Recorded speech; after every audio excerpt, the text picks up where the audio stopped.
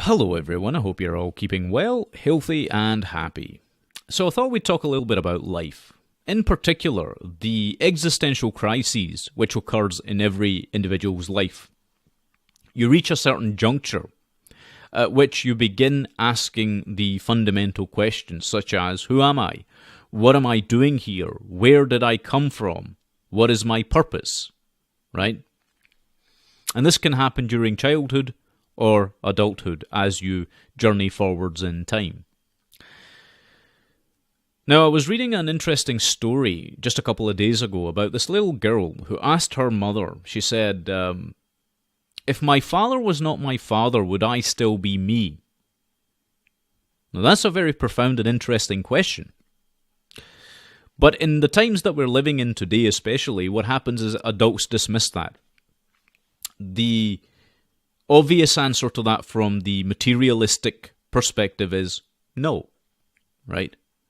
But this reveals ignorance on the part of adults. Why is this ignorance prevalent? Because adults have been conditioned into an infantilized state, weirdly enough, where they repeat behaviors and patterned behaviors, patterns of behavior, okay, over and over and over again. And this thing that they do is called adulthood.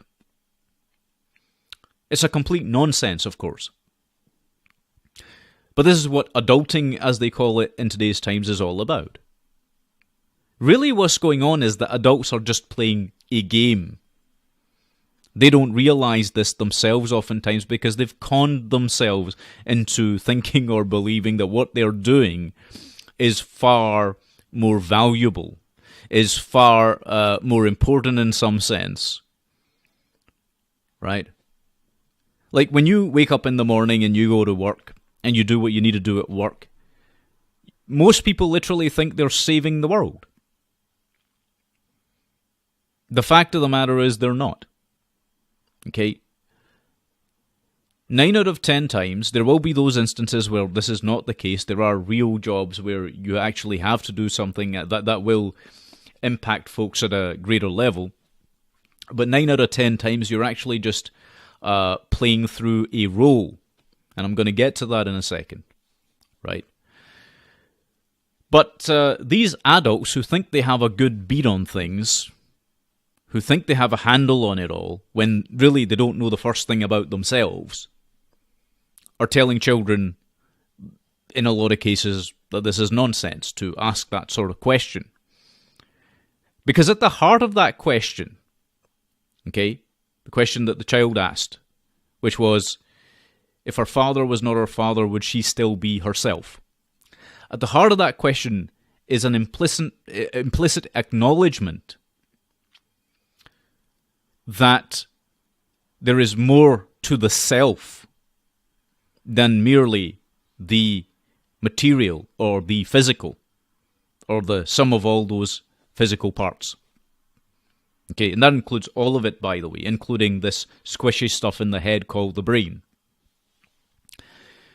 One of the worst myths, that is to say, a complete falsehood, that has been perpetuated is the idea that you are your brain. Okay? And the reason for this is because the way in which the brain itself is described is that it's that mushy stuff in your skull. Now, if it was truly explained to people, then perhaps it wouldn't be so bad. That is to say that your brain is not merely just this mush up there inside the bones of the skull, but also throughout your body. Every nerve ending. Okay? And even the various organs that exist inside your body. Think. Now, this sounds bizarre and strange to a whole lot of people because they haven't kept up with the latest findings in physiology. And they certainly don't understand the brain-gut connection, the bacteria that live in the gut, and so on, the mitochondrial DNA, the Mitochondria themselves have a direct connection to your brain. Right? To your conscious brain as well, incidentally. But folks don't know this stuff. Right? They've been kept in the dark about a whole bunch. What is acknowledged as science today is actually pseudoscience.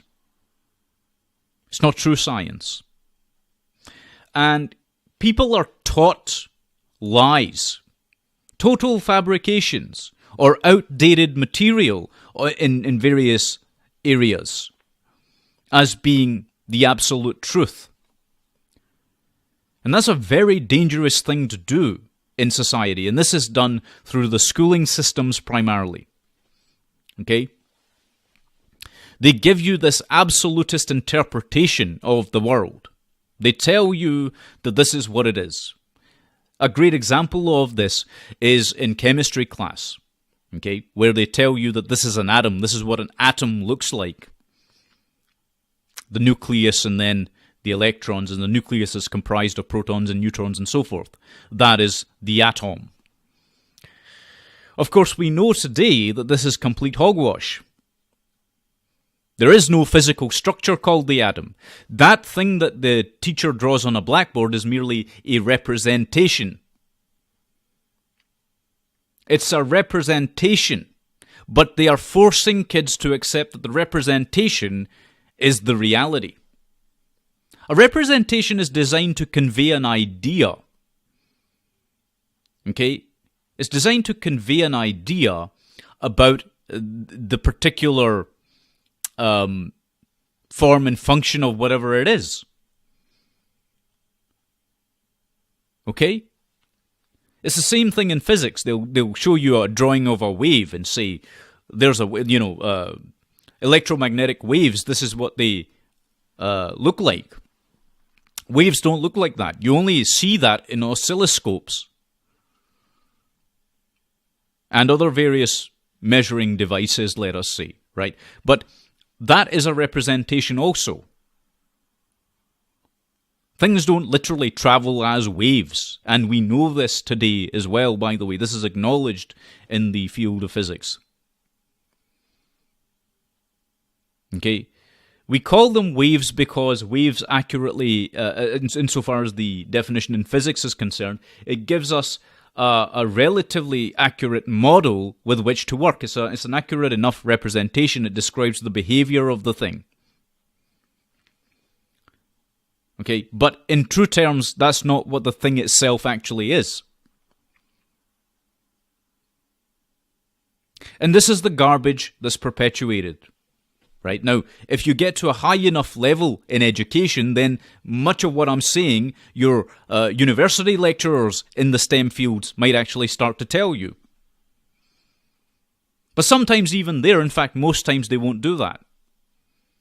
You're very, very lucky in real terms. You're very lucky if any person who is in a position of teaching or has any learning actually shares that with you. That most things that are taught to you are just representations of a representation, sometimes even. Okay? Underpinning most of these things are mathematical formulae. But the mathematics is abstract. It's a language to describe the thing, right? That's another great example. It's like language as well. Language is an abstract means of communicating ideas. It's a representation of something that actually, in some cases, doesn't even exist. So it's a representation of a representation, and this is why languages go through so many variants and interpretations and misunderstandings, mistranslations, and so forth. Right? I mean, there's a lot to this stuff. The central point being that these are the people that are telling children that the questions they're asking are nonsense, when they themselves believe total, utter hogwash. Okay? You see, reality itself, and our perception of it. I talked about this many moons ago now, but reality itself and our perception of it is completely different to our understanding of it is completely different to what it actually is. And this is a very important point that I've been wanting to get across, but I keep forgetting to tell you guys this. There are at least 3 forms of truth. Okay, and folks get confused about it. There are at least 3 forms of truth. Okay, I'm going to tell you what they are. You have your subjective truth. That is the inner truths within you. These are oftentimes based on your intuition or your feelings. Right? Those are not absolute truth. Okay? Those are not absolute truth. They are true for you. That doesn't make them true for everybody else. The second type of truth is objective truth. These are the truths that are generally acknowledged by the greater populace. Okay, they're the truths that are accepted by any given number of people, a group. Okay, now, those objective truths themselves are also not absolute truth. Okay? And after that, there's ultimate truth. So you've got subjective truth, objective truth, and then ultimate truth. Ultimate truth is unknowable. Anyone who tells you otherwise is a liar. They are lying to you. Okay, if they tell you that they can explain ultimate truth to you, they're either a very good con person or an out-and-out charlatan. Or they don't know what the hell they're talking about and are probably crazy. Ultimate truth is unknowable. Okay? The best you can hope for is to get a glimpse of it through your subjective understanding paired with objective reality, and thus you can... it's a little bit like a blind man getting a sense of something through the sense of touch. Okay? That's literally what it is. You see all the colours that we see, that's due to our optic nerves. But we perceive them as complete reality. Unfortunately, because of our inherently solipsistic nature to some degree, we end up thinking that our way of seeing things is the only way to see things. And when that becomes an agreed upon landscape, let us say, then, you know, there are all these things that stem forth from that, which may not be ultimately true. But they're good enough for us to use. So we make them objectively real in our minds. And by the way, our perception of objective reality also gets interpreted subjectively. Okay? So, there are 3 types of truths. And only 2 of them are knowable. An objective truth actually uses systems of measurement. Okay, you're using systems of measurement, observation, to clock those, to note those. But those themselves also get reinterpreted into subjective reality in your mind. Now, your mind is not your brain. That's another thing. Your mind is not your brain. Your brain does the calculations. It's there to do that. Some have posited that it's a holonomic processor. But your mind is far more than that. Okay? Your mind also consists of the metaphysical aspects of you. If you want to call it the human spirit, you can do that. Okay? Now, again, materialists would reject that. And the reason they reject it again is because they've been fed horseshit. They've been fed pseudoscience. Right? This is stuff that has been... What I'm telling you here has been kept hidden for thousands and thousands of years from humanity. Okay? They've been told all this garbage, and they've swallowed it hook, line, and sinker to a point where they've gone into complete nihilism. Which is what very clever people who sequestered this knowledge wanted. Because it produces a state of suffering in human beings, existential crises. See, when you have an existential crisis, you suffer. Because you're longing for answers. And the true answers have been ripped away from you, and in their place are these artificial answers that are put forward to answer your queries. Right? These false personas, these facades. Incidentally, the word persona, it comes from the Greek, such as in the case of dramatis persona. I don't know if a lot of people out there know what that means, right? But that's a false mask, a character that is presented to the audience, okay? It's a role that is played. It's played out. And in the same way, this thing we call society that has been shaped for us, and not in the healthiest of ways. See, human beings naturally form societies. They form into groups and sets and all this business. But what you're seeing today is actually a complete manipulation of that. We've got completely manipulated groups. Designations that you must fit into. Right? Which you cannot voluntarily leave. It's very, very bizarre stuff. But that's how you know it's artificial, because you don't have the voluntary choice of whether to be a part of that group or not. Now, of course, there are exceptions to this, such as, for example, your ethnic group. You don't choose that, right?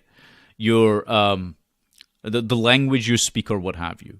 But if you're clever enough and if you're wise enough, right, and I'm not talking about the intellect here, as I was explaining before in my previous video, intellectual arrogance is dangerous because that is also a false frame of thinking. Okay? But if you are wise enough and able enough, you can actually transcend a whole bunch of these barriers, as I explained once before. The wise can transcend any barrier. If you want to learn a new language, you can learn a new language. You can go to another country, speak their language, and it's very possible they'll accept you into their group. Okay? Transcendence. The wise can transcend. See, that's another piece of occulted knowledge that has never been given to people. Anyway, getting back on point. The human being, as I was saying, is far more than the sum of their parts, but they're told to put on these masks. It's a masquerade ball out there.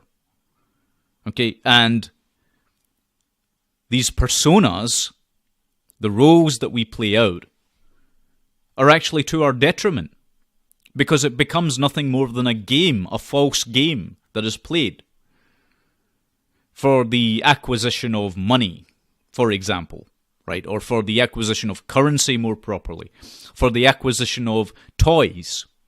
And I'm not just talking about, kids' toys here. I'm talking about all kinds of toys. Fast cars, fast boats, whatever the hell it is. Okay? These trappings of wealth, as they're called, are nothing more than a means to trap you inside your own egotism. Within your own expectation, well, not even your own expectations, within other people's expectations of what they think you should be.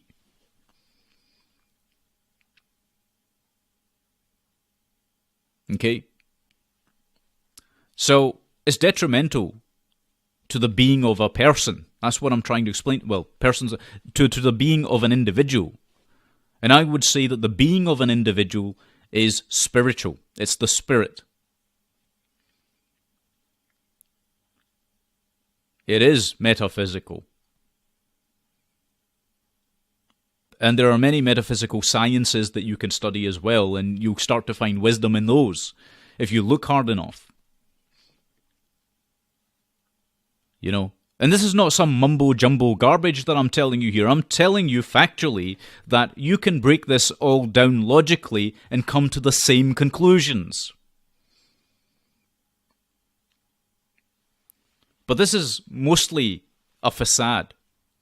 Now, when a human being experiences an existential crisis and these artificial things are put in front of them as salves, through advertising, for example, and marketing, sales pitches, persuasion systems, you name it, okay, propaganda, whatever it is, it doesn't suffice. This is why you find that when people are told that buying a particular thing will make them happy, then they buy it, they're not happy. It hasn't really added anything to their life, to the quality of their life. So it becomes this endless search. And all that's happening throughout at each point is that the control mechanisms, these mechanisms of manipulation, keep presenting to you new things to try. And they never work. They never address the underlying question, the issue. Okay?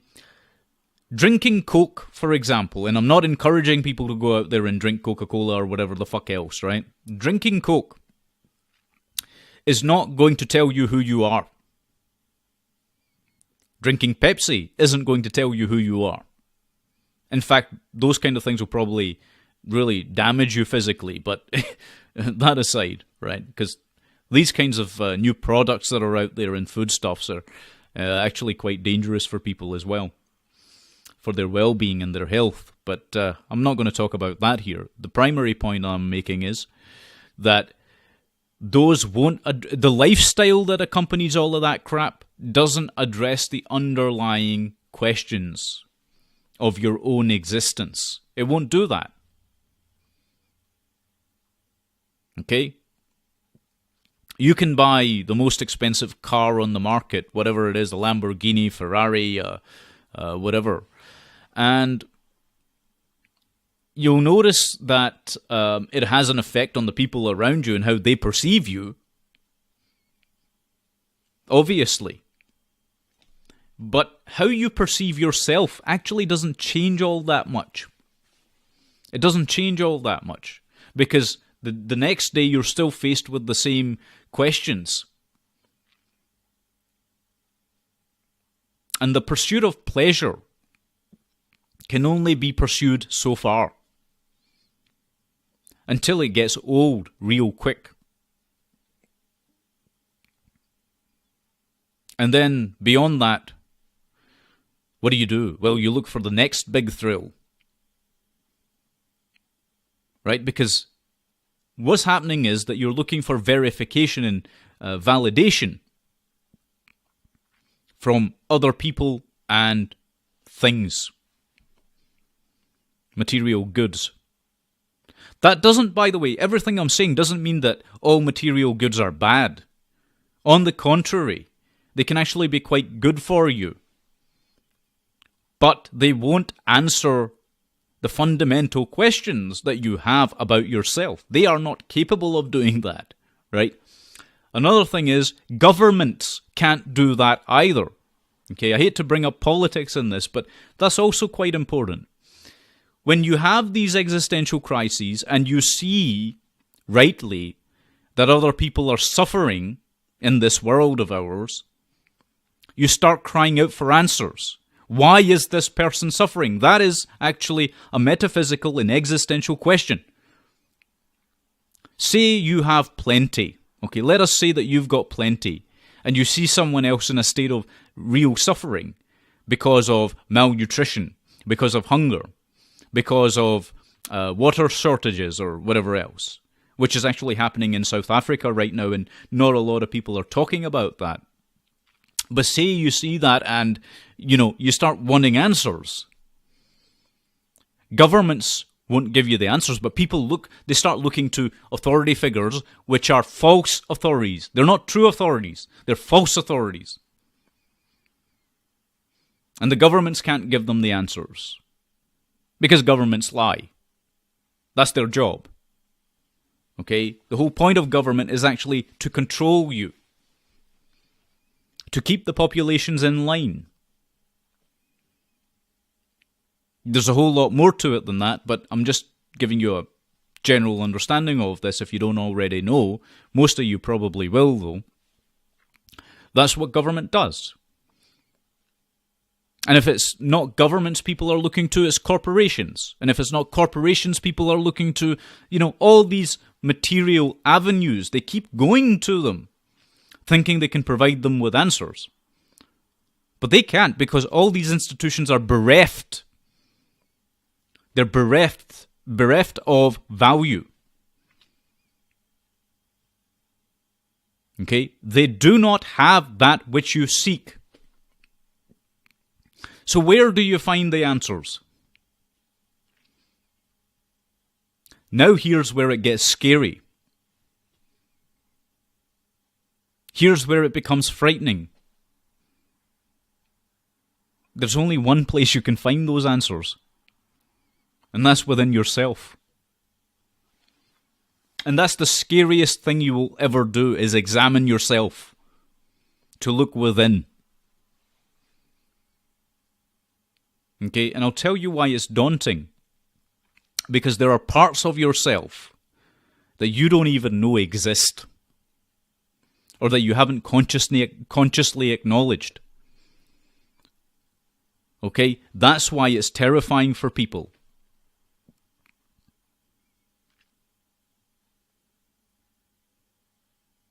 And just doing that, going on that inner journey, as it were, that is not an easy task, because you have to face up to certain realities about yourself, about the actions you've undertaken, good or bad, and the implications of all of that. And there's another thing you have to deal with as well when you go through this process. Are all the voices in your head, and I'm not talking about voices in a schizophrenic sense. You see, your psyche is shattered into many, many parts. This is what this society does, by the way, right? If you were living in ancient times, this would not have happened to you. You would have a singular inner voice speaking to you with clarity. And people who go through psychotherapy, by the way, have that, and if they're successful in undertaking that journey within, what happens is they also emerge with that singular voice speaking to them. Right? But in this screwed up culture of ours, in the West and in the East and in third world countries like Africa and so on. It's all the same everywhere, by the way. In all of these places, there are fractured personalities. And there are reasons why that's the case, which maybe I'll go into at a later point. But, that is damaging. Because you've got all these voices telling you things, and they're not your voice. They've almost been implanted into you through television, for example, through the media, through, as I say, corporate advertising, right? All these things are going through your head. All these voices are popping up. All these sound bites are there. But you don't know where they're from. And you mistakenly think that they are part of you. And this is why I said earlier on, right, in the previous video, you are not your thoughts. Okay? These thoughts are just there because they're passing anyway. They're not permanent. But because people think they are, and because people mistakenly assume that most of these voices in their mind are them, they get perturbed by that. And they end up in distress. It causes them all kinds of suffering. It really does. And they're horrified by themselves when they don't realize that actually isn't themselves at all. Don't get me wrong, there are actual parts of yourself which are equally as terrifying, but, I'm talking about these false, fractured personas that live in your head. In this consumerized culture, in this media-saturated culture. See, if you grew up in the West, you have no understanding of your authentic self at all. Okay, and it doesn't matter where you're from. If you grew up in the West, you'll have no authentic understanding. In any cult, any religion, any government, any corporation can come and assume control of you. You will then be under total mind control. And there is no helping you at that point if you haven't tried to do any kind of work on yourself. If you haven't at least tried to address these existential questions which you have had at some point in your journey.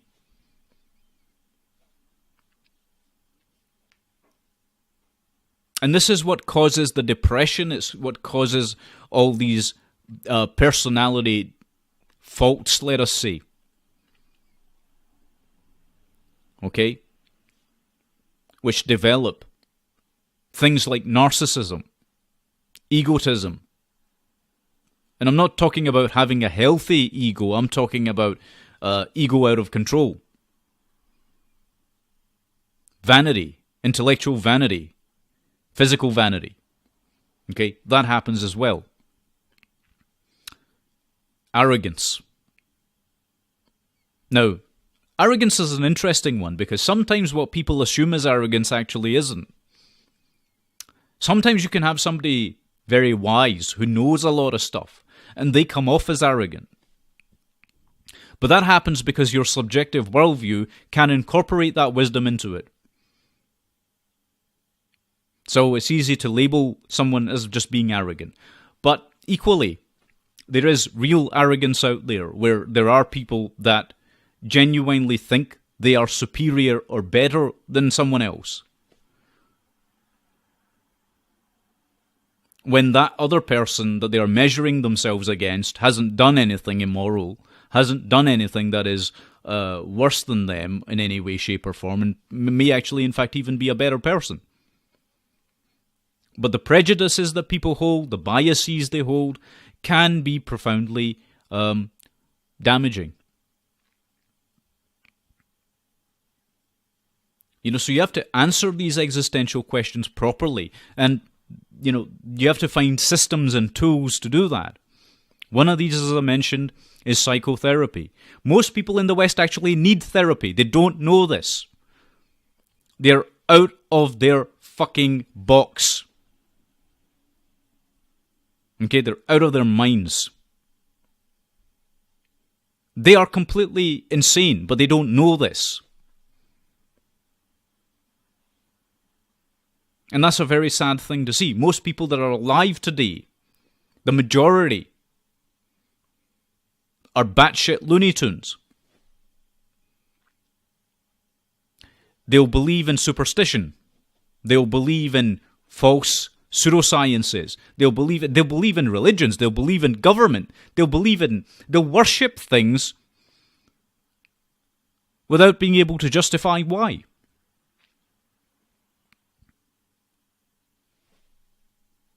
It's crazy stuff. Then there's the belief in nothingness. The people at the top of the food chain, right at the very highest point of it, the black nobility. Now they don't believe in anything. And I don't mean religiously. I mean, they genuinely don't believe in anything at all. They believe in total nothingness, which is why they're completely nihilistic. It's a sick kind of way to look at the world. But they see themselves as being imprisoned by the constraints which exist, the natural constraints which exist in this world. And so they'd much rather end it all. It's actually kind of suicidal. And it's bad news for all of humanity because these people are running the earth. But hey, never mind that for a second, right? The thing I was talking about is the lack of ability in current times in modern people to acknowledge their true selves. And the ruling elites, let's call them, right? The people at the very top also have this. You see, they shaped this earth, this planet, into what they wanted it to be. They shaped the people in their image. That is why you're seeing so much psychosis, so much neurosis, so much narcissism. All of this is rampant, and this is the reason why. Because those people actually are know-nothings. They know nothing at all. They've thought themselves superior for so long. But they have no true understanding. And I don't just mean in the brain in the mind. They have no true depth of understanding, no knowledge, no nothing. All they've got are material worldviews, literalist worldviews, because they cannot comprehend the depth of true reality. Remember we were talking about absolute truth. Well, these people are a million miles removed from that. In fact, they don't even believe in objective truth. They're subjectivists completely. And that is also what you're seeing playing out on the world stage. Individuals all experiencing existential crisis, all in a state of mass suffering, all in dire straits. And they're crying out for answers, but nobody's willing to give them to these people. You've got people like me out there that are telling you all of this stuff that's been, as I say, sequestered and hidden away from people, but we're very few in number. And incidentally, people don't want to hear it. The mass of people just do not want to hear it. They are comfortable. In this very weird way, they've become comfortable in their ignorance and their own enslavement. It's horrendous to see this. It's horrifying to see this, actually. That this kind of masochism has erupted in people. They want to be abused. I mean, this is sickness. But not many people want to travel down that path, as I say, of true understanding. Not many understand any of the mystical traditions. Not many understand the true origins of science. Not many want to understand the scientific disciplines in the real sense. They just don't want to do it.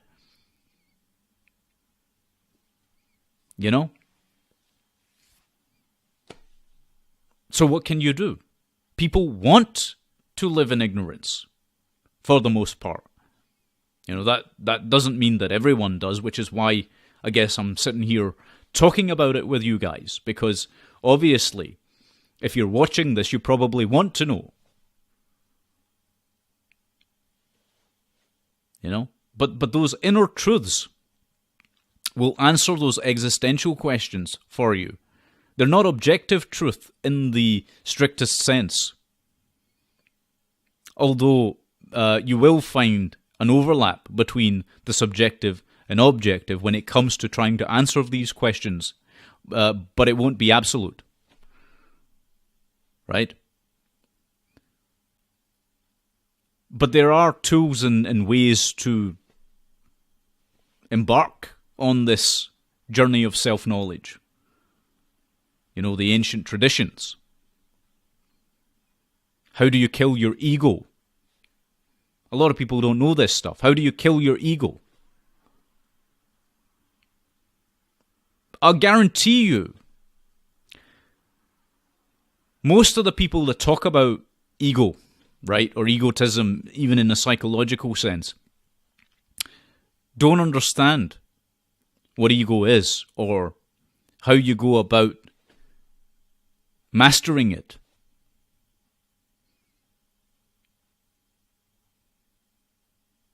Or master anything, actually. How do you gain mastery over yourself?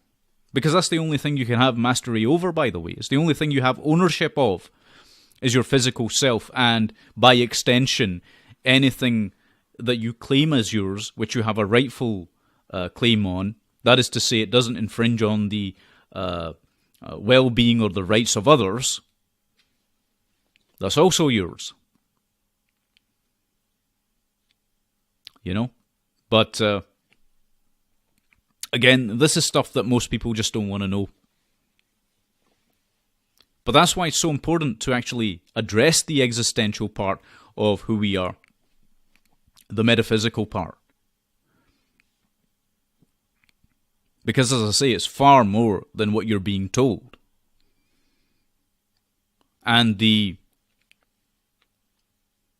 ability to know from a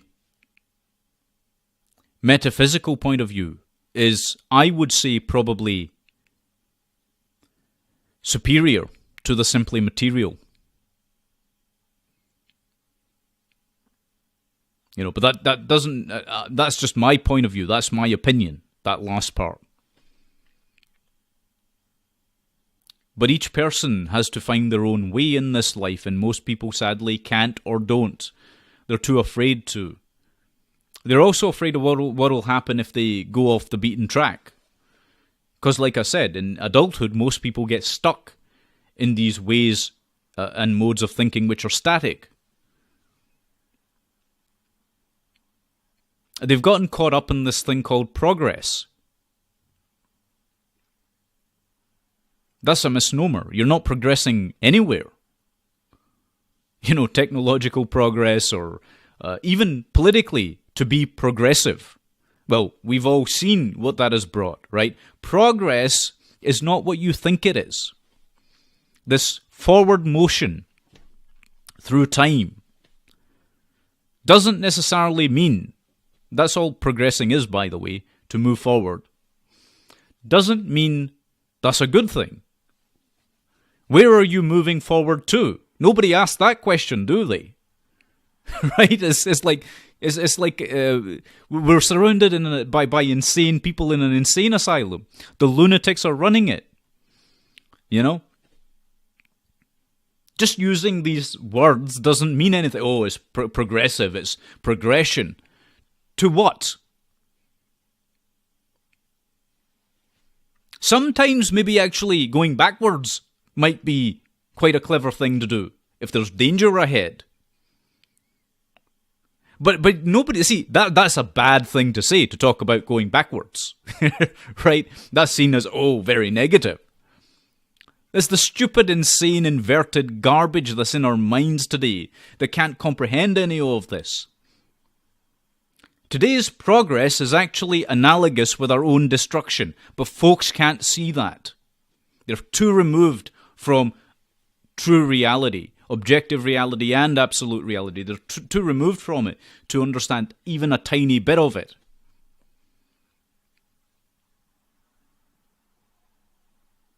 But that's why there's a state of suffering. That's why these existential crises occur. We're not willing to acknowledge and address our true origins, who we are, the spiritual essence of human beings. We're not willing to do any of that.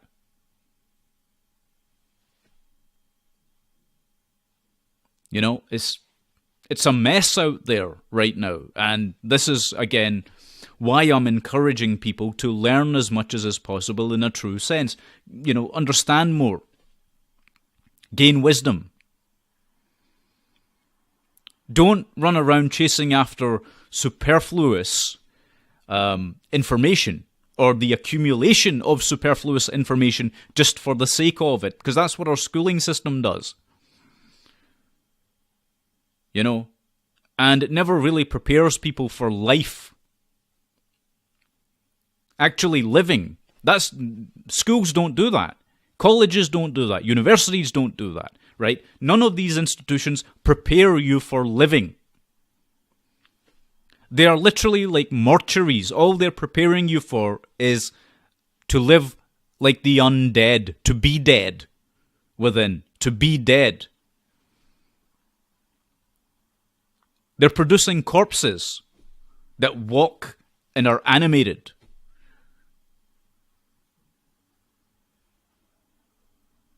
They're not producing people that are living. That much is for damn sure. Because if that was the case, we wouldn't be seeing what the hell we're seeing in the world today. Anyway, those are just some of my thoughts on this subject. Again, I just thought I'd share these with yourselves because I feel they are pertinent to at least trying to get a handle on what is actually happening around us. What's going on. Because if we don't do that, you know, those little pockets of hope, those rays of light, won't shine through the darkness, which is all pervasive right now. Anyway, I want to thank you very much for watching, and I hope you all have a great day. Take good care of yourselves, and God bless every one of you.